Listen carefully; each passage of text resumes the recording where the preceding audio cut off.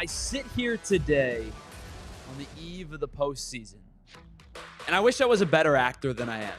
I wish I had acting skills, because I would love to give you a slow swivel chair maniacal laugh. Because LOL Mets. What a dumpster fire organization the Mets have become.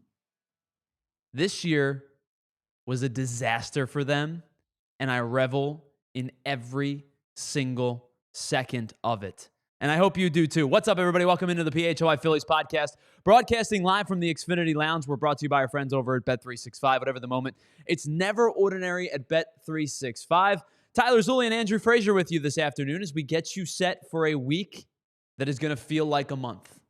We have 5 days between the now and the next time the Philadelphia Phillies play. We don't know the opponent. We don't know the times, but we do know where it's going to be and who's going to be on the mound for the Phils. Cristopher Sánchez will take the mound in Game 1. We'll talk more about him today. But we have so much to get into on the PHLY Phillies podcast as we're going to deep dive the Dodgers and the Reds as their series begins tomorrow. It's a simple question, and I don't think it needs to be overlooked. But who would you rather play in the NLDS? I know there's a lot of people that like to talk about the want to beat the best to be the best scenario, the old Ric Flair adage. But I'll tell you why. Don't overthink this. The answer is the Reds. We'll do that and more. Here's what's coming up on the PHLY Phillies podcast this afternoon. Of course, as I said, we're going to break down the Dodgers and the Reds matchups. We'll give you the strengths and the weaknesses for both of those teams. Coming up a little bit later in the show, will the Phillies, for the third time in 5 years, have the runner-up in the National League Cy Young candidacy? We'll talk about Cristopher Sánchez. We'll compare him to Paul Skeens. And I'll tell you why, even though I do believe Paul Skeens is going to win the Cy Young, the votes should be closer than what they're actually going to be. And then the third one there, LOL Mets. Y'all suck. We'll talk about that on the PHLY Phillies podcast. I hope everybody had an excellent weekend. The regular season is over for the 2025 season. We await the wild card rounds, which begins tomorrow. A full slate of games tomorrow from 1 o'clock all the way through 9 o'clock when the Dodgers and the Reds will play. And we'll sit here and we'll patiently wait. Wednesday afternoon, the Phillies will play an inter-squad game. Tickets to that, I think you can still find. They're $10. They go to charity. It's a pretty good cause. You can sit in the lower bowl for super cheap and watch the team play as they try to stay loose and active and get ready for their opponent at hand. We have a ton to get into here on the PHLY Phillies podcast, so let's not mess around any further. Let's deep dive and jump right into things. The question that we posed today's show, who would the Phillies rather see? Who would you rather see in the NLDS? And again, I don't think you need to overthink this question. I know there are a lot of people that like to say, well, I love to beat the best teams, and I like to prove that my team is better than your team, and we'd like to beat the best teams on the way to a championship. Not I. I would play the Rockies and the White Sox and the Angels on the way to a World Series if I possibly could, because I like championships and I like winning World Series. And the easiest path, the path of least resistance, is the path that I would like to take. And because of that, I think it's an easy decision to say the path of least resistance for the Phillies would be for the Cincinnati Reds to win this series, to upset the Dodgers and win this series. Yes, the Dodgers on paper are the substantially better team. 10 more wins in the regular season. Batting average is much better. We'll talk more about them in just a little bit. But I also don't think that the Reds are going to be a pushover in this series. I do believe the Dodgers win the series, and I think there's a chance, because of how good their starting pitching is, the Dodgers might win this series just in 2 games and sweep out the wild card round, and we'll see them at Citizens Bank Park on Saturday. But I'm not expecting them to roll the Reds entirely. So let's take a look at the tail of the tape for the Reds and the Dodgers this season, how the Reds and Dodgers stack up against each other in the regular season. The Dodgers this year, a 93-win team, winners of the National League West, the 3 seed in the National League behind the Brewers and the Phillies. The Reds, meanwhile, get in on the final day of the year, and they do so on a loss. They lose, the Mets lose, and the Reds end up getting in on the tiebreaker because there is no Game 163 anymore. So the Reds get in at 83-79. But I think the number that stands out to me, the number that might be the reason that the Reds can hang in this series, is their starting pitching ERA. This season so far, the Reds with a 3.85 ERA out of their starters. You see the Dodgers at 3.69. This is going to be a really, really good starting pitching matchup between the Dodgers and the Reds, especially in a small sample size where it's kind of no holds barred, everybody's available type of series. The advantage in the pitching matchup for the Reds comes in place of their bullpen. It's a pretty good bullpen, but the Dodgers bullpen has been really rough, especially over the last couple of weeks. The numbers offensively skew in favor of the Dodgers, especially when you get into slugging percentage. They have a 50-point higher slugging percentage than the Reds do. So let's break down the strengths and the weaknesses of both of these teams. The strengths for both of these teams are eerily similar. It's the top of their starting rotation. Let's start with the Dodgers. The Dodgers' depth at starting rotation is off the charts. Now, this is probably the first time all season long that the Dodgers' rotation is as healthy as it possibly could be. Their top four you see there: Shohei Ohtani, Yoshinobu Yamamoto, Blake Snell, and Tyler Glasnow, over 73 starts, are 22-16, and that number is fairly low, and I think the reason being is because a lot of these guys have battled injuries this year. A lot of these guys have slowly kind of incrementally worked their way back into the starting rotation. Shohei Ohtani didn't start pitching until midsummer. Blake Snell missed time early in the year to injury. Tyler Glasnow has missed time early in the year to injury. Yoshinobu Yamamoto is the only one of this group that made a full complement of starts this year. He made 30 starts, but you see their ERAs across a small sample size. They're really, really good, and they're heading into the postseason healthy for the first time. All four of these guys have 10 strikeouts per 9 or better. The strikeout numbers come in bunches for all four of these guys, especially for Shohei Ohtani and for Blake Snell. Let's go over some of their numbers as a collective group. Shohei Ohtani this year, as you see, a 2.87 ERA, 62 strikeouts over 47 innings pitched. He has a near 7 strikeout to walk ratio. He has been really, really good. He's kept the ball in the yard. He's given up just 3 home runs in his 14 starts. He has only walked 9 batters in those 14 starts, and it's why his whip is just over 1 at 1.04. Now we think about Yoshinobu Yamamoto, who I think Paul Skeens and Cristopher Sánchez are going to finish 1 and 2 in the National League Cy Young voting. I think Freddie Peralta probably finishes 3rd, but Yoshinobu Yamamoto probably should get consideration to be number 4 and may steal some votes from Peralta along the way. He's been really, really good all year. A 2.49 ERA over 30 starts, the most of any Dodger this year. He struck out over 200 despite only pitching 173 1/3 innings. His hits per 9, the 5.9 hits per 9 that he's allowed, are the best of any starter in the National League, and it's a huge portion as to why he has a .99 whip over 30 starts. A sub-1 whip in 30 starts is unbelievable. He's been great this year as well. And then the two guys at the bottom, Blake Snell and Tyler Glasnow, have put together about 35-ish starts between the two of them, and they've both been really good. Glasnow, 106 strikeouts over 90 innings, just over a 1 whip himself. Blake Snell, 2.35 ERA, 72 strikeouts over 61 innings. Now, he has a propensity to walk hitters, but the rest of his numbers are really, really good. So you think about these 4 guys, that's the standout for the Dodgers this year.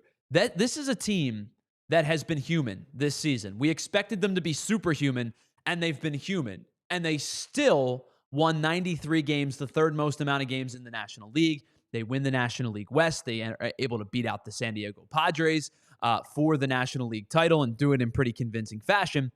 This starting rotation is healthy at the right time. They're rolling at the right time, and they continue to pitch really, really well when it matters. You saw them in just a few weeks ago in the series against the Phillies. Shohei Ohtani, 5 no-hit innings. Blake Snell, double-digit strikeouts. This is a group that is going to keep the Dodgers in just about every game that they play, and I think they're the big reason as to why the Dodgers are the second favorites to win the World Series. The Phillies have the best odds. The Dodgers are second. There's no other team in baseball other than the Phillies who have better odds to win the World Series. The one thing, though, I will continue to harp on with the Dodgers starting rotation is how deep can they go in individual games. Blake Snell is notoriously a 5 or 6 inning guy. How long of a leash is Shohei Ohtani going to get? having only made 14 starts coming back off that Tommy John surgery. How about Tyler Glasnow? Has been injured this year. Yoshinobu Yamamoto will be full board. They'll allow him to go as much as they need him to go. But the question becomes, how are they going to secure the final 10, 12, perhaps 15 outs of a game with a bullpen that has not been very good? And that's where the weakness of the Dodgers comes into play. This bullpen has been very bad this year, and it's been very bad, honestly, in the last couple of weeks specifically. We talked last week about Yates and Treinen and Tanner Scott. These guys have been really, really rough. And despite the fact that the Dodgers have the 5th best starting ERA in baseball, their starters have logged the 3rd fewest innings. Now, this comes into play. The injuries were a factor, no question. And Dave Roberts at times has had to employ an opener, like you saw in the one game against the Phillies where they started Alex Vesia and then Emmett Sheehan through the bulk of the innings. Sheehan's a starter, Vesia's a reliever, but Vesia gets the start, goes a third of an inning, and it adds on, the innings pitched to the bullpen. But the Dodgers only have 2 teams behind them, the Rockies and the White Sox, who threw less innings from their starting rotation. The Rockies had the worst pitching staff in all of baseball. It was historically bad for a second consecutive year. It's the reason why they flirted with the worst record in the history of the game. The White Sox were a fun team to watch in terms of offense, but their starting pitching wasn't really there. Shane Smith was decent. They had a couple of guys who pitched okay, but they didn't get a lot of depth from their starters either. So only those 2 teams have thrown less innings than the Dodgers starting pitching, 783 and a third innings pitched. So the question for this team still is going to be, what do they do to get the final 10, 12, or 15 outs of a World Series run, of a postseason run, when your starters are under a microscope, when your manager may lean on lefty-lefty, righty-righty matchups, and you might only get 4 1/3 or 5 1/3 out of a starter when you're hoping to get 5 or hoping to get 6 from some of these guys. The domination is there, no question about it, for the Dodgers, and they're the reason that they are huge, huge favorites, other than the Phillies, to win the World Series. But the issue that the Dodgers face is their bullpen. And that's where we get into their negatives, their weakness for the Dodgers. It's their bullpen. It's not been very good for basically all year. They have a 4.27 bullpen ERA, which ranks 20th in all of baseball. They're 657 and 2/3 innings pitched, kind of inverse to their starting pitching numbers, are the most of any bullpen in all of baseball. Again, openers probably play a factor into that, but they've seen and been taxed for a lot of innings this year. They've given up 608 hits, which is the 5th worst. Only the Rockies, the White Sox, the Nationals, and the Twins bullpens were worse. What do all 4 of those teams have in common? None of them even sniffed the postseason. The Rockies and White Sox weren't good. The Nationals lost almost 100 games. The Twins traded 10 of their 26 major league players at the trade deadline this season. So only those 4 teams gave up more hits as a bullpen than the Dodgers bullpen did. And I mentioned Scott, Yates, and Treinen. This season combined, they gave up 70 earned runs in 125 innings pitched. It's a 5.04 ERA. Those 3 guys were expected to be the back end of the Dodgers bullpen. They were expected to be the 7th, 8th, and 9th inning guys for this team to compete at that superhuman level like we expected. Instead, they gave up 176 base runners in 125 innings. It's a 1.4 whip combined between the 3. They've all struggled. There is no question about it. Now, I would expect the Dodgers to employ some of their starting pitching in the bullpen. We've already seen Roki Sasaki come back from injury, the IL, go to the bullpen. I would expect Emmett Sheehan to pitch out of the bullpen. I would even see a scenario where Clayton Kershaw comes out of the bullpen to face some lefties, especially some of the better lefties if they get to the DS in the Phillies lineup. But those 3 guys have primarily been starters throughout their career. Is it as seamless of a transition to say, hey man, it's the playoffs, go pitch where we need you to? I know guys are willing to do it. You saw last year, Zach Wheeler pitched out of the bullpen. You've seen Ranger Suarez bounce back and forth. But are those 3 guys who have primarily been starters for, Kershaw for an illustrious major league career, for Sheehan in a smaller MLB career, and Sasaki in his Japanese career and when he started in Major League Baseball this year with the Dodgers as starters. Is it a seamless transition? That's my question for this team. They're going to be needed because the three big guys that you employed to be your back end of your bullpen guys have not been very good. Vessia's been excellent. Banda's been excellent. But outside of those two guys, who else do the Dodgers trust to get big time outs? They're probably going to have to turn to some of their starters and convert them into bullpen arms, especially in the wild card round and the DS. And it'll be interesting to see what Dave Roberts does, how he mixes and matches his bullpen over the next couple of days to see how to get ready for this team if, in fact, they are the team that's coming to Citizens Bank Park for the NLDS. All right, on the other side, we're going to take a break. On the other side, we'll get into the Reds' strengths and weaknesses. The Reds, similar to the Dodgers, have a really, really good starting rotation, and it's headlined by a guy that I have screamed from the mountaintops that if this dude gets healthy, he's going to be a beast. And Hunter Greene is starting to get healthy-ish.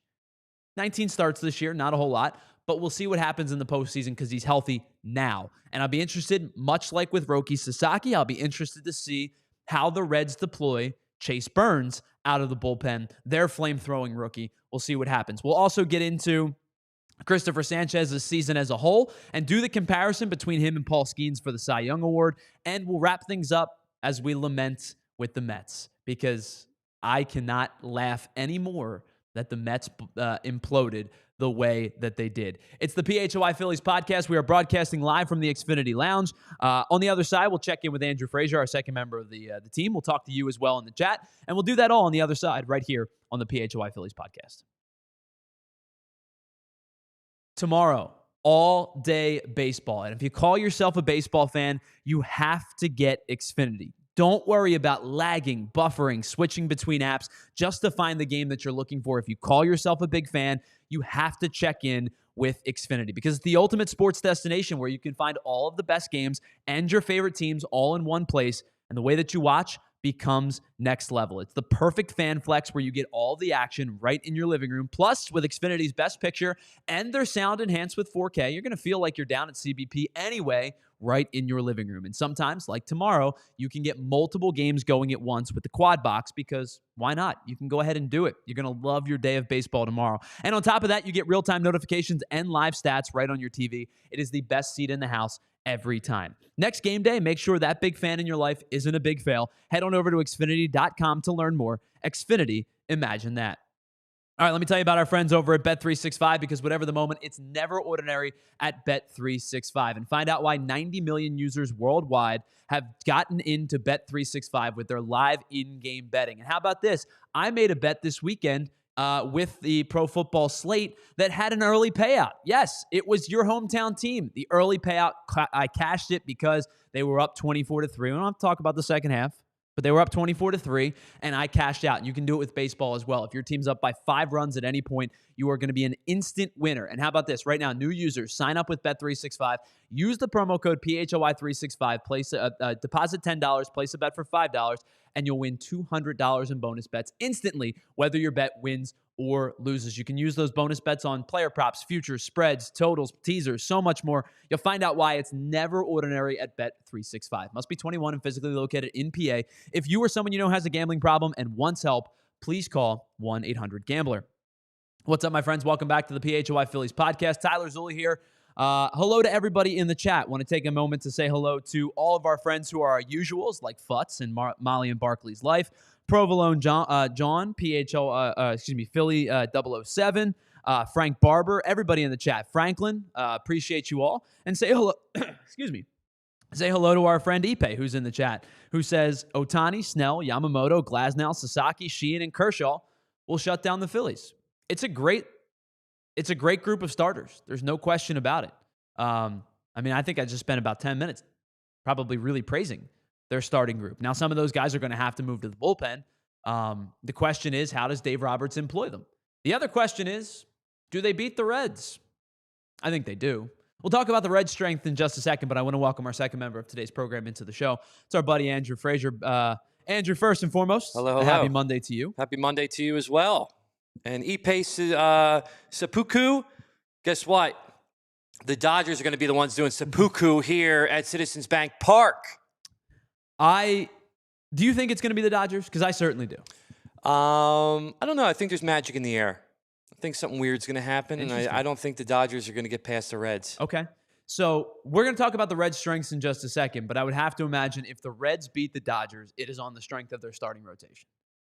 Especially their three top end guys. A short game series, too. I mean, Sure. 5 games, It's only 3 games in the wild card. Yeah. So you have an even smaller sample size, right? If you lose game 1 as the favorite, your back is really against the wall. I think for the Dodgers, they're going to have the advantage because they're going to be able to send a plethora of arms. As Ipe suggests, there are a plethora of arms the Dodgers can use. Yeah.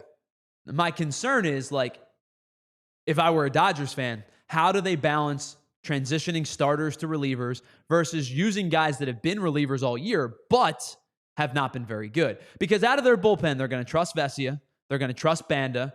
They're going to trust Sasaki, I think, even though he's relatively fresh coming off the IL.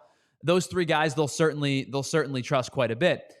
But the Scott, Trinan, Yates trio, I don't know how much faith Dave Roberts can have in those guys, especially how they've not been very good over the last month or so. Yeah. And I think that Frank Barber in the chat is right. The Reds are going to beat the Dodgers because it's a fluky short series and the Dodgers bullpen stinks. And I think that's what's going to be the ultimate kind of nail in the coffin for the Dodgers is that, if you can't get one of these starting guys, past 5, you get into the bullpen game, you're done. You're cooked. I do think with a short series, especially when you're kind of in a, obviously you're in a win or go home type of scenario at this point, that's where piggybacks come into play. That's where, they may not need all 5 of their starters, so you could see Tyler Glasnow, for example, pitch out of the bullpen. Come into the bullpen. You know what I mean? You could see, as we've suggested, Emmett Sheehan pitch out of the bullpen. He's done it before. That, I think, is the balancer between those 3 guys that have been so bad. Yeah. But I'll be interested to see how Dave Roberts employs them. So we have a full slate of games tomorrow. Tuesday, we start at 1 o'clock. The Dodgers and Reds the first pitch isn't until 9 o'clock. Before we get into the Red strengths, I want to ask you, Andrew, any series, which series intrigues you the most? So it's the Cubs and the Padres, and the Dodgers and the Reds in the National League.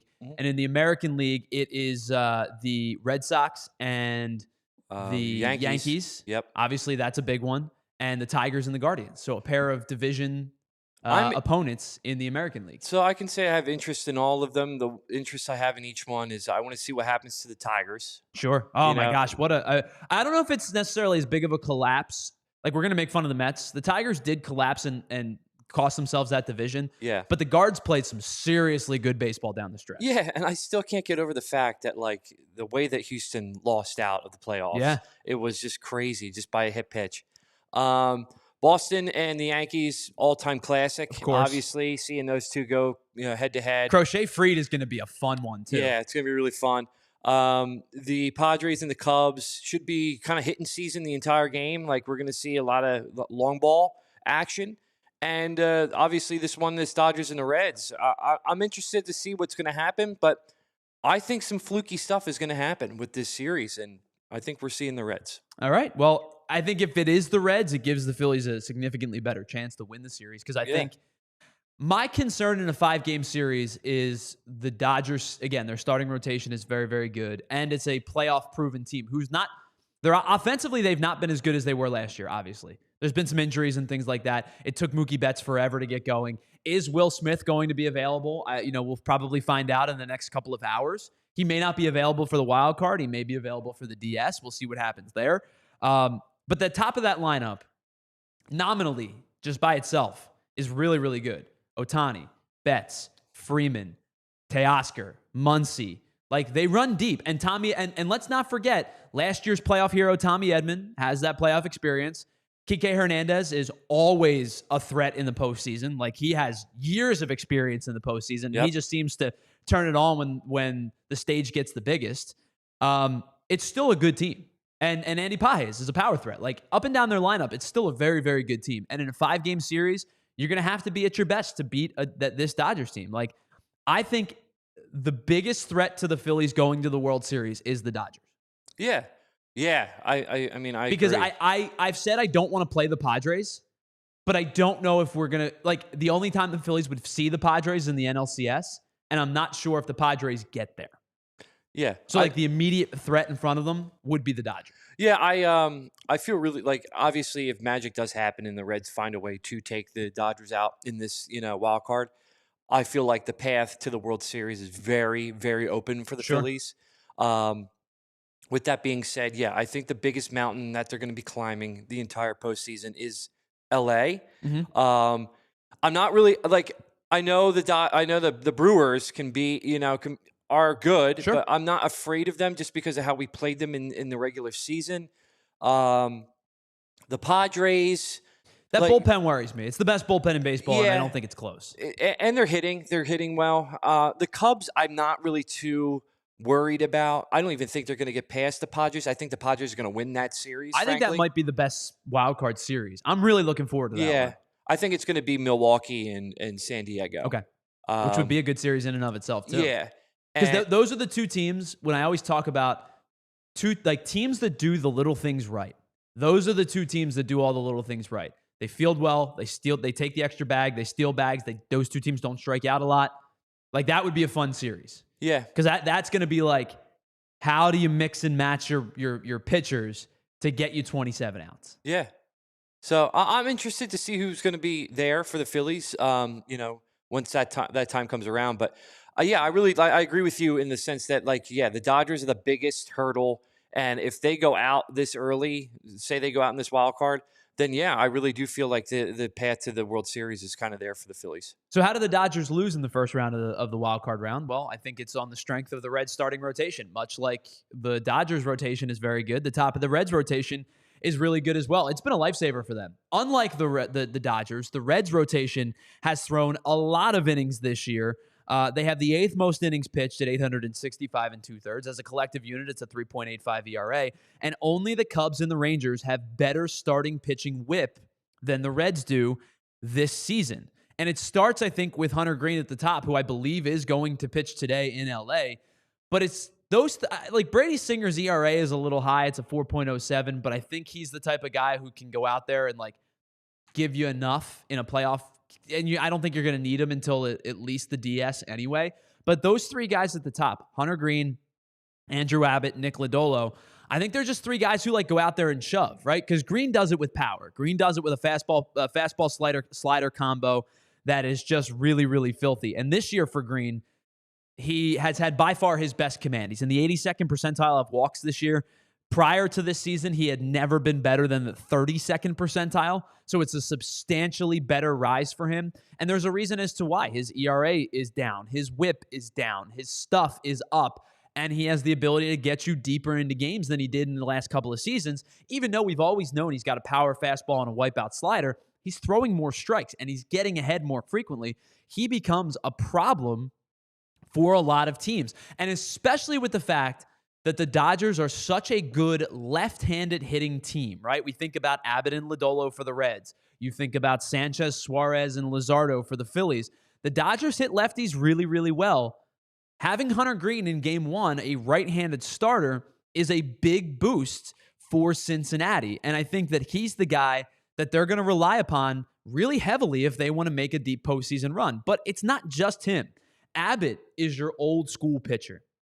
Doesn't throw hard, commands the fastball, spots well, changes speeds, throws strikes. Very Ranger Suarez-esque. I mean, the two guys are very similar. Limits hard contact, keeps exit velocity down. Now, Abbott doesn't have the ground ball rates that Ranger does, but Abbott is just the type of guy, lefty, that crafty, 92, 93, but he throws 4, 5, 6 different pitches on any given day. Low 2 ERA for most of the season, ended up with a 2.87. Was a first-time All-Star for the Reds.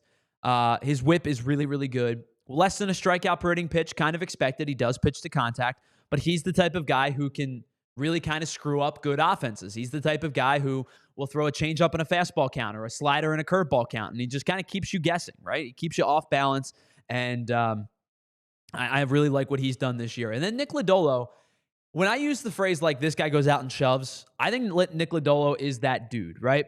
He's one of 3 pitchers this year that have thrown multiple complete games. In an era that doesn't have complete games anymore, it's very bullpen heavy, it's very matchup based. He's one of just 3 pitchers. It's him, it's Framber Valdez, and it's Tanner Bybee to throw multiple complete games this season. Lodolo doesn't walk guys. He generates a ton of chase. He gets a decent amount of whiff, and he's just a guy that goes out there and knows how to pitch.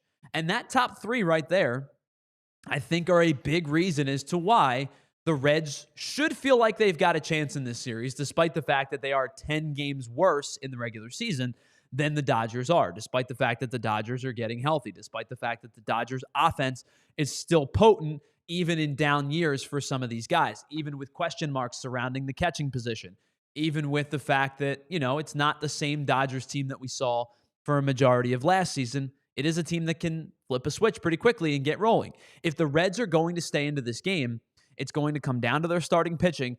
And the other X factor in this series, Terry Francona greater than Dave Roberts. Terry Francona is an excellent manager, has done an unbelievable job with this team, did a great job with the Guardians, obviously made his mark with the Red Sox, winning multiple World Series with them. But Terry Francona is a heck of a manager, somebody that everybody in baseball respects immensely. I think he's going to use these 3 guys. He's going to deploy Chase Burns out of the bullpen. He's going to deploy Nick Martinez out of the bullpen. And, and then obviously their actual relievers that they're going to use down the stretch, like, their actual back end of their bullpen type of guys, like Pagan, and I think that's how they're going to try to keep the Dodgers off the scoreboard, is get what you can get from your really good top 3, and then use Martinez and Burns as a bridge to the back end of your bullpen. Burns is going to be a weapon. If he can pitch back-to-back days, if he can pitch 2 out of 3 days, he's going to be a weapon for this team, especially coming out of the bullpen when it's like, hey, man, go give me 12 pitches and throw 104. Like, throw a pitch through your catcher's chest type of fastball. Like, he's going to be a weapon for this bullpen. And I think Terry Francona's ability to outmanage Dave Roberts, which I would expect if it comes down to a manager chess game, would be where the Reds could be able to make their stand. The weakness for the Reds, however, do they have enough offensively to keep up with the Dodgers? If the Dodgers score 4 runs in a game, 5 runs in a game, do the Reds have enough to keep up with the Dodgers? Here's a stat from OptaStats. Andrew, this is wild. The Reds are the first team in Major League Baseball history in a non-shortened season. So, like, forget the COVID season or strike-shortened seasons. The first team in a full-length season to have no qualifying batter hit over 270, no batter hit 25 home runs, no pitcher win 15 games, and no pitcher throw 200 strikeouts and make the postseason. That's like as scrappy gets. Yeah. Maybe that plays into your thought of something weird happening. Like, maybe this team, and what I'm about to say, I say in the most positive, I don't mean this negatively for the Reds. I mean this in the most complimentary way possible. This team might be just stupid enough to not know what it doesn't know. This team might be just here enough to say, maybe we don't belong here, but maybe we do. Maybe we're not as good as the Dodgers, but maybe today we are. Maybe we don't have the offensive firepower to keep up with the Dodgers, but what if Hunter Green throws 6 shutout innings? That's where your weirdness comes in, Andrew. That's where this group of a bunch of good players, like Ellie's the superstar, the name superstar, right? Elite athlete, stolen base machine. Like, the guy just, when the ball leaves Ellie's bat, like, watch out. Like, he hammers the baseball. But, like, it's a good group of players.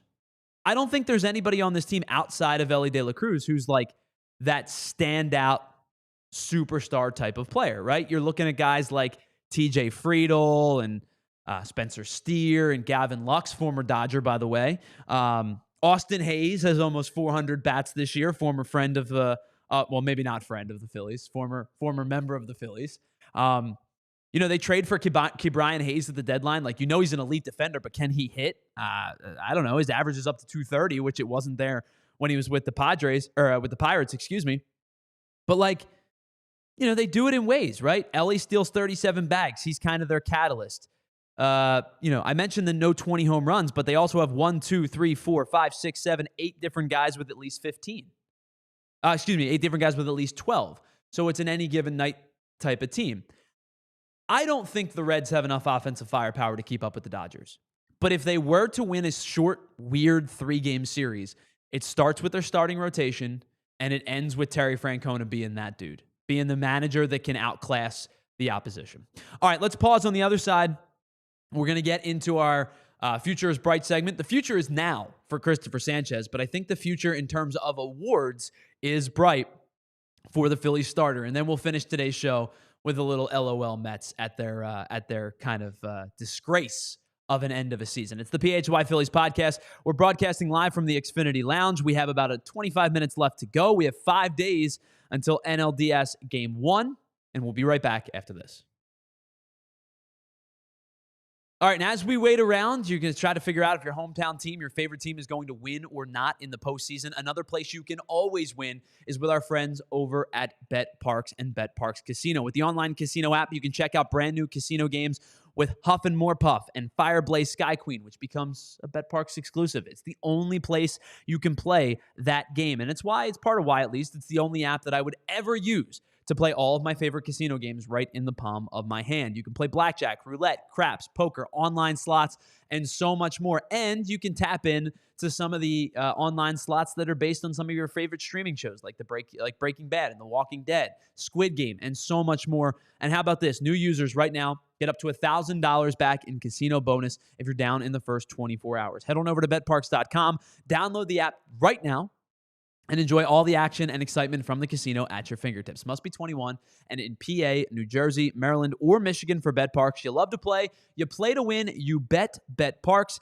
Gambling problem? Please call 1-800-GAMBLER. All right, the next time your hometown team takes the field, it's Game 1 of the postseason. And the best place to buy tickets is with our friends over at Game Time, because Game Time gives the advantage back to you, the ticket buyer. And with that, how do they do it? Well, they offer incredible 100% authentic tickets that you know that you're going to get timely and at the best price. And if you find tickets that are cheaper somewhere else, Game Time will refund you 110% of the difference. If you're heading out on the road for the postseason, check out the 3D seat map view, where you're going to see exactly where your seats are, your sight lines, how you angle towards the field. Don't get stuck behind a pole at Wrigley Field. Don't get stuck in a bad spot behind the foul pole at another ballpark. If you're hitting the road and you've never been to the ballpark before, use Game Time and the Game Time 3D seat map to see exactly where your seats are going to be. Your purchase is covered with the most flexible customer service policy in the ticketing industry. And as I said, you'll get 110% of the difference if you find tickets cheaper elsewhere. Take the guesswork out of buying MLB tickets with Game Time. Download the app, create an account, and use the code PHLY for $20 off your first purchase. Terms do apply. Once again, create an account, redeem the code PHLY for $20 off. Tap, ticket, go. Download the Game Time app today. Welcome back to the PHLY Phillies Podcast. Here, Tyler Zulli, Andrew Frazier, and you hanging out with us here on a Monday afternoon. It's weird, Andrew. I got to say this. It is weird before we get into our Future is Bright segment. You know, we spend the last 8 months practically having a game every day. And the Phillies did what they were supposed to do. They took care of business. They won the division. They get the bye. They earned the right to not play this week. Mm-hmm. And now I'm like, what do I do tonight? What do I do tomorrow? I mean, obviously tomorrow we got postseason games we can watch, but we don't have any Phillies baseball for 5 days. Well, they have the inter-squad match. Yes, they do have you're right, inter-squad on Wednesday. They have that going on. And you know what the thing is, too? I guarantee you that sells out. I think they sold 20,000 tickets in the first 5 minutes. Phillies fans are nuts. And I say that in the most complimentary way, because we're two of them. I think VG said that on the Anthony show today, that they 20,000 in like the first 5. I watched regular season teams, postseason teams, play games this year where they didn't get 20,000 seats, or 20,000 fans in the seats. Oh, man, yeah. And the Phillies are selling an inter-squad practice game. Cardinals couldn't even, it was like... oh, they were a mess, man. Yeah. Baseball heaven, my butt. Yeah, it was They're bad. a mess. But like even... I mean, Cleveland, until they went on the run, they were in it. You know, they were on the outside looking in, but like until they went on the run, like 18,000, 22,000 on like a Saturday afternoon. Like I get it on a Wednesday day game. Yeah. You know, it's hard. Like people have jobs. I get it. But like you're talking Friday night, Saturday afternoon, and they're like, paid attendances, 22,000. The Guardians and the Tigers, thank you. Yeah, okay. That's why your payrolls are $12. But like the Phillies fans are so in love with this team and so intent on winning a World Series. They're going to go watch a practice game. That's what I love about this city. Love this city. They love their sports. They love their teams. They go out. They eat, breathe, sleep. They live and die, you know? And that's Phillies teams. Yes. By the way, Frank Barber, we will be posting our PHLY staff-wide predictions. I'll go more into detail on the bracket once the DS is set. But we're going to do our PHLY World Series predictions. Everybody on the staff, hosts, producers, sales. I'm collecting all of the information now. I will post that on all of our social media pages. I've gotten a couple returns, and either the people that have given me their feedback, I have to send you mine. We're all going to be right, or we're all going to be wrong. And it's not because of the Phillies. It's because of the American League team. Oh, there's been a lot. I've said this before, so I don't mind saying it now. Been a lot of Mariners coming back to me, including me. I think the Mariners are coming out of the American League. I really like Seattle this year. Yeah? I do. Well, that's a good matchup for the Phillies. Philly-Seattle would be a fun one. Really good pitching along the way. All right, let's get into our Future is Bright segment, which is brought to you by our friends over at Shady Rays. Head on over to shadyrays.com, use the promo code PHLY, and get 35% off a pair of polarized sunglasses. You can wear them anywhere with confidence with our friends over at Shady Rays. Now, Andrew, I don't know if there's any show in the city that has talked more glowingly about Cristopher Sánchez, not just this year, but since the inception of PHLY. We have been the Cristopher Sánchez fan club conductors on this show, especially this year. Me and you have like raved about this guy. We don't have to go into detail. He finishes with a 2.5 ERA this season. So the future for Cristopher Sánchez is right now. But I think the future for Cristopher Sánchez in terms of winning a Cy Young is really, really bright. And I'm going to say this.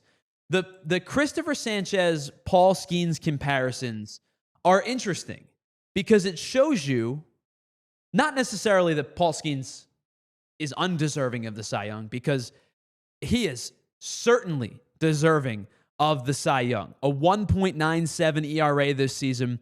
He's going to win it, even though the Pirates stink and the Phillies win their division. Paul Skeens is going to win the Cy Young. And I think he should, because, I mean, he is truly one of the unhittable aces in all of baseball. I think this is more of a conversation about Cristopher Sánchez maybe getting more votes than he's going to. I think Skeens runs away with the Cy Young. And again, I'm not going to argue it. He's been unbelievable. But I think Cristopher Sánchez should get more first place votes than he's going to. And I think you're going to see him get a couple, and then he'll get a huge majority of the second place votes. But I think there should be more than a couple. And I'm not saying 50-50. I'm not saying he should like steal this award. But it's a 13-5 ERA or 13-5 record, which, you know, I don't particularly care about, because if I had a vote, I would vote for Paul Skeens. I would. And he only won like 8 games, right? But the 2.5 ERA, the 212 strikeouts, the just over 1 whip at 1.06, his ability to get after right-handed hitters, which he has faced right-handed hitting lineups, right-handed heavy hitting lineups all season long. I think that there is merit for Cristopher Sánchez to get some significant first place votes. Now, Skeens beats him in ERA. He beats him in strikeouts. He beats him in whip. I think, Andrew, if we're being honest, those are probably the 3 determining vote factors, right? ERA, strikeouts, whip. Yeah. Skeens wins all of them, which is why, as I said, if I had a vote, I would vote for Paul Skeens. Hand up, I would. I love Cristopher Sánchez. He's been super deserving of it, and in some other seasons, he might have won it. I will say I don't think he would have won it last year either, because Chris Sale won the Triple Crown. But I think if I had a vote, hand up, I would vote for Paul Skeens. His numbers are just unbelievable. The dude's a stud. Now, here's an arguing point to that, Sure. because To me, yes, you are correct. Those three attributes are the things that really contribute to your, winning the Cy Young. But there is also the factor of winning. Mm-hmm. And he only has 8 wins. Now I get it. The team is not good behind him. So Sure. that you can't really justify that one. But He's 10, by the way. I apologize. Or 10. We undersold him a little bit. But here's the thing that Cristopher Sánchez has over Skeens that I think is more important than all of the other things. Cristopher Sánchez is not the ace pitcher for the team. Sure. He's not the number one pitcher for the team. The number one pitcher for the team for the Phillies, his season ended. Fair. Cristopher Sánchez then took that mantle as the number one pitcher, the ace for the Phillies, and has done a phenomenal job since Wheeler has been out. Does that at all contribute into the voters' minds? I think that it does in terms of him cementing himself as the number 2. I will say this. I think Skeens won the award a month ago. I think voters made their mind up and said, wow, this dude's been really good. And he had, no question about it.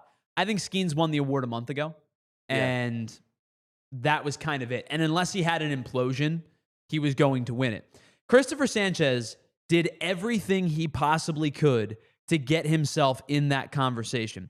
At the end of July, Cristopher Sánchez had a 2.55 ERA. At the end of August, he had a 2.66 ERA. At the end of September, he had a 2.5 ERA. I mean, just utterly consistent for the final 3 months of the season, fluctuating over 15 or so starts over 3 months at a 0.15 range. That tells me, Sánchez really had one bad start. That start against the Mets, he got hit around a little bit, probably left in too long. 5 1/3, he gives up the 6 earned runs. But other than that, he had 3 starts from July on where he gave up 4 runs. But here are his other starts. And I'll even go back to June 19th. I can go back that far. 1 earned run, 1 earned run. 4 straight more in July, 1 earned run. The 4 against the White Sox. 8 shutout innings against the Tigers. 1-3-2. The 6 against the Mets. 1-1-1. 4 against the Dodgers. 0-0 in his final 2 starts. Yeah. The argument for Cristopher Sánchez is, I think he has been utterly dominant, especially as you bring up, since Zach Wheeler went down. Which I think is a big deal. I do too. And if I was a voter, and I'm not being Homer here, but if I was a voter, I would put that into consideration, and I'd probably vote Sánchez over Skeens. So because I also do believe that Skeens has plenty of opportunities in his very, very long career that he's going to win more than just this year. So this argument, I disagree with you on this argument. I think this one holds no water because I saw a tweet the other day that brought up a similar argument that was like, well, we should just give Cal Raleigh his 15 minutes of fame. Like Aaron Judge is going to win another MVP. If Aaron Judge is deserving to win the MVP, Aaron Judge should win the MVP. Oh, I do agree with that. Like there was an argument I use the NBA. It's a different comparison. It's smaller rosters, different game. But I use the NBA argument. Like there could have been a case in the NBA for maybe a decade straight that the MVP of the league every single year was LeBron James. Yeah. Like for 10 consecutive years. The NBA kind of had and to at some point the NBA was like, all right, listen. Yeah. Like, we got to do something about this. And then Giannis comes in, Jokic comes in. Like, those guys start to take the mantle as LeBron gets older. Sure. A lot of people say that about Embiid, is that Jokic should have probably had it, but he had it already 2 or 3 years before that, so they had to give it to somebody else. Possibly an argument to be had, right? I think there's an argument there as well. And I think that when you look at, like, deserving, prior experience and future experience doesn't do anything for me because I want to see who the guy, like, Barry Bonds won multiple MVPs in a row. I'm not going to get into the steroids thing, but Barry Bonds was the MVP of the league. Randy Johnson, multiple Cy Youngs in a row. Roger Clemens, multiple Cy Youngs in a row. The reason is because they were the most deserving guy to win the Cy Youngs and the MVPs that season. If Aaron Judge is the deserving MVP of the American League, you vote for Aaron Judge. I think it's a close argument because of the 60 home runs, the premier position as a catcher, the switch hitter ability. I know he's only hitting 240. Like, that's the argument for a lot of people, is he's hitting in the 240s. It's the same argument for Kyle Schwarber. I would say Cal Raleigh has a better chance to win the AL Cy Young than Schwarber does the NL Cy Young. But like that argument of like, if somebody has a chance to win it down the line, should not hold them up from winning it now. And I agree with you. I think Skeens is going to win a couple in his career. He might win next year again. He could go back to back if he's 25 years old or 24 years old and he's that good. If I'm trying to strip my fandom out of this, my viewpoint would be Cristopher Sánchez was unbelievable. As solid and consistent as they come, his first 200 inning season, his first 200 strikeout season, his second best whip of his career only to 2023, and he only appeared in 19 games that year. His command is better than ever. His velocity is better than ever. This is the best year of Cristopher Sanchez's career all the time. Or up to this point, I should say. I think Skeens' season objectively was better. And I know there's the argument of, well, he plays in Pittsburgh and there's no pressure and you just go out and you throw. Yeah. I get it. But I've also watched Felix Hernandez win a Cy Young pitching in Seattle when they weren't good. Yeah. I watched Jacob deGrom win a Cy Young in between the Mets being good with similar win totals because they were the best pitcher in baseball that year. Sure. And deserving to do it. I think Skeens is deserving. But I will say this. Cristopher Sanchez's future is bright to win these awards. I don't think he's going anywhere. He's only 28 years old. No, he also has a very long career going for him as well. In a short sample size, he's proven he can stay healthy, he can take on the brunt of the innings, and he can pitch in high leverage situations. I love this dude. We have been the advocates of Cristopher Sánchez on this show, but I think the future is bright segment is brought to you more because of what he's going to do next year and in years to come. I think Skeens is winning the Cy Young. And also, the future is bright because who cares about a Cy Young when you win a World Series? Bingo. There you go. All right, that's our Future is Bright segment brought to you by our friends over at Shady Rays. Head on over to shadyrays.com. Use the code PHLY for 35% off a pair of polarized sunglasses. All right, on the other side, we're going to wrap things up with our big takeaway segment, and we are going to laugh and laugh and laugh at the Mets. Promised you we'll do it. Let's do it on the other side. It's the PHLY Phillies Podcast. We are broadcasting live from the Xfinity Lounge here at the PHLY Studios, and we'll be right back after this. Listen, even though summer is starting to dwindle down, it's still warm out there. And that means you need to smell fresh and stay fresh. And the best way to do it is with our friends over at Mando. Mando is men's deodorant brand that is hyper-focused on keeping every single aspect of your body smelling fresh and clean. Yes, every aspect. That includes some of the more callous and colorful parts, including your pits and your butt crack. And other types of places as well. So you do it with our friends over at Mando. You're going to smell fresh all year long and all day long for that matter. Their scents are geared toward men with options like bourbon leather, Cloverwood, Mount Fuji, Pro Sport, and so much more. And, of course, they offer you incredible options like the spray and the traditional stick whole body deodorants. It's created by a doctor who saw firsthand how normal BO was just being misdiagnosed and mistreated. It's clinically proven to block odor all day and control odor for up to 72 hours. All of their products are baking soda free and paraben free, and you can choose again from a variety of fresh scents like bourbon leather, Cloverwood, Mount Fuji, and so much more. Head on over to our friends over at shopmando.com. Use the promo code PHLY, and you'll get 20% off site-wide with that promo code. Support the show and tell them that we sent you. You're going to be able to smell fresher, stay drier, and boost your confidence from head to toe with our friends over at Mando. All right, while we're here, let's tell you about our friends over at Ace Hardware and Ace Hardware Home Services. You know about the Helpful Hardware folks, but did you know they were also the Helpful Hardware Home Service team when they want to fix something small, like an outlet or a leaky faucet, or you set your microwave on fire and you need to fix it. I don't know anybody on the show that would do that, but maybe I haven't heard of that one yet. And maybe you have to change your entire schedule because you set your microwave on fire. Ace will help you with that because I can't fix anything. So what does Ace offer? Well, they offer incredible service. It's the friendly folks that you know. The Ace Hardware Home Service folks that come right to your door all the way from Philly to the Jersey Shore. They're going to offer you accountability. They offer you experience. They offer you understanding. They're going to listen to your goals, and the job isn't complete until you are satisfied. It's service you can trust and satisfaction guaranteed, and they're local. They want to make sure that their community shines because when your house shines, their community shines, and they want to make sure that they work with you to get you the best work possible. Visit Ace Hardware Home Services online at acehardwarehomeservices.com to get started on your next project. I wish I had an hour to tell you about how I'm a moron. What a morning that was on Friday, man. Yeah. Apparently my microwave safe Tupperware decided it didn't want to be microwave safe anymore. Oh, man. So I was getting my son ready for daycare. Yeah. And I was, getting his food together because now he's starting to eat some solid foods, right? Sure. I got to pack, the bottle still, but some solid foods on top of it. Mm-hmm. And I throw something in the microwave and I check it and it wasn't fully ready. So I ran it again and I went and getting some other stuff ready and I come back and I'm like, what is that smell? Oh my God, the microwave's on fire. Now it wasn't like full-fledged 5-alarm fire. Yeah. It was just like the plastic was burning on the inside. But I had to spend the next 5 hours of my day in a 85-degree apartment because I had to turn the air off because I had to open every window in the house. Sure. Had to get the baby out. I had to get the dog out. It was bad.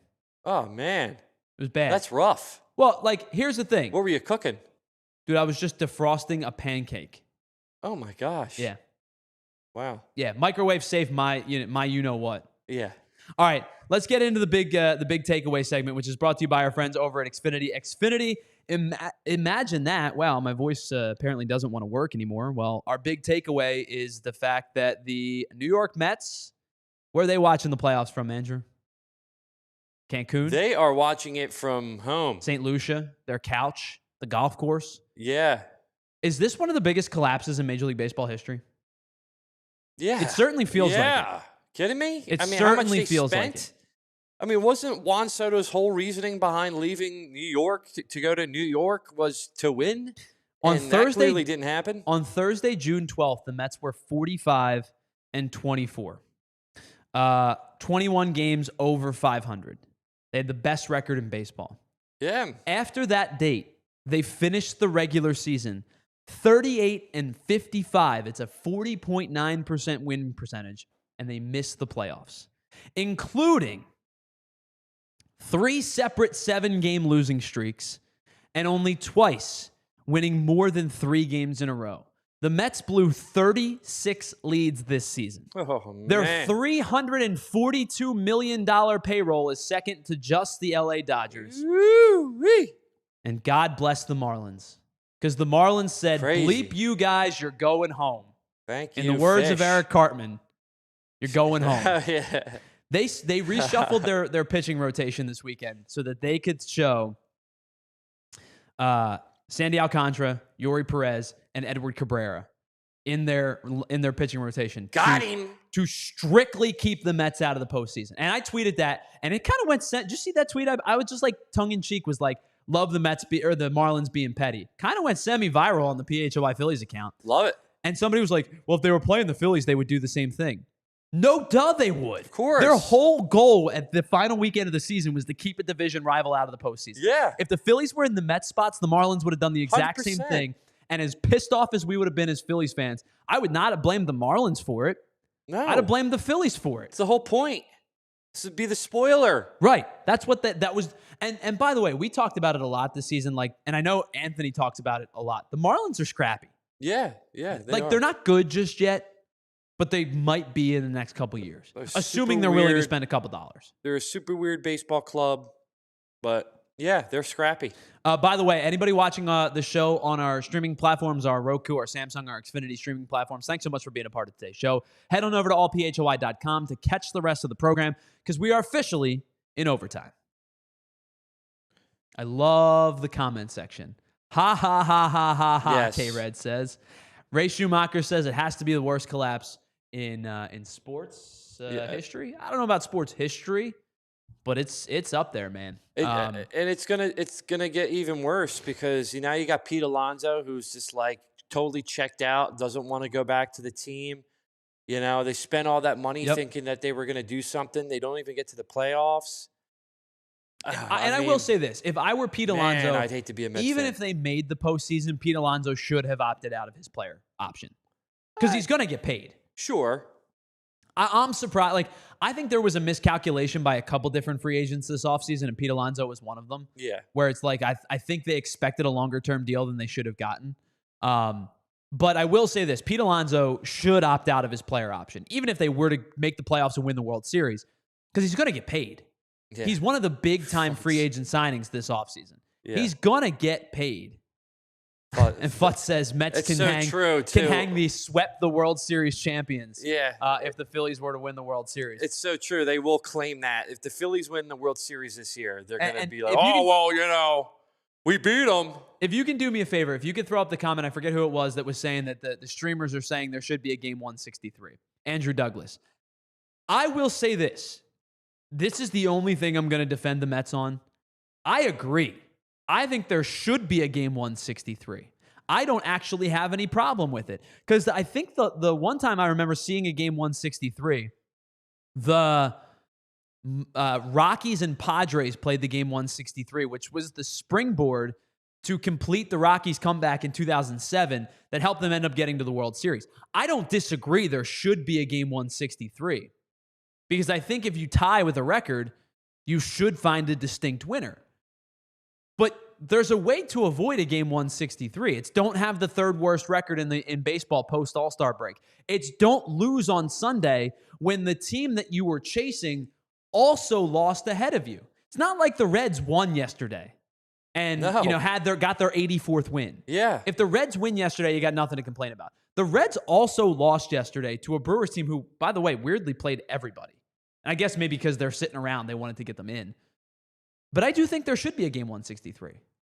But I'm not going to sit here and tell you I'm sad for the Mets for missing the postseason. No. Bleep them. Yeah, why should we? Why should we be sad for them? They had every opportunity. At the start of the season, they looked, and then they came in here, or we went up there. The Phillies went up there and swept the Phillies. Swept the Phillies out. How many trolls do we have come in here and say, Mets? You had your opportunity. You didn't work out. Go home and cry. The Mets finished closer to the fourth place Atlanta Braves than they did to the Phillies in the division. The Phillies had not the best record, but they had the largest division gap of any team in baseball. Now, that could be like you look at the Brewers, 97 wins, best team in baseball.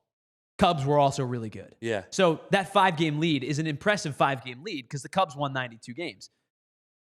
But the Reds, who made the postseason, finished 14 games behind the Brewers.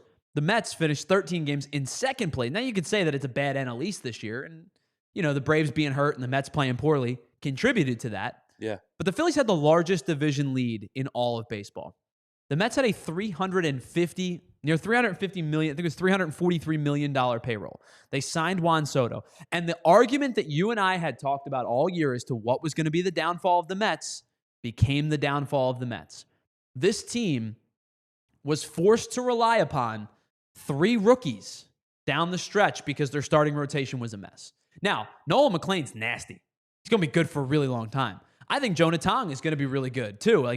Get him a full season. He's going to be nice.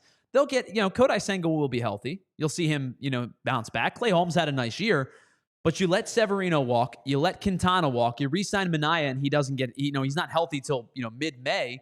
And you're relying upon Senga coming off of the Tommy John. You're relying on Minaya coming off of the injury. You're relying on Clay Holmes to go from being a closer his whole career to being a starting pitcher. And you're relying upon, duct tape and bubble gum and not get it. Griffin Canning was lost for the year. He was pitching well.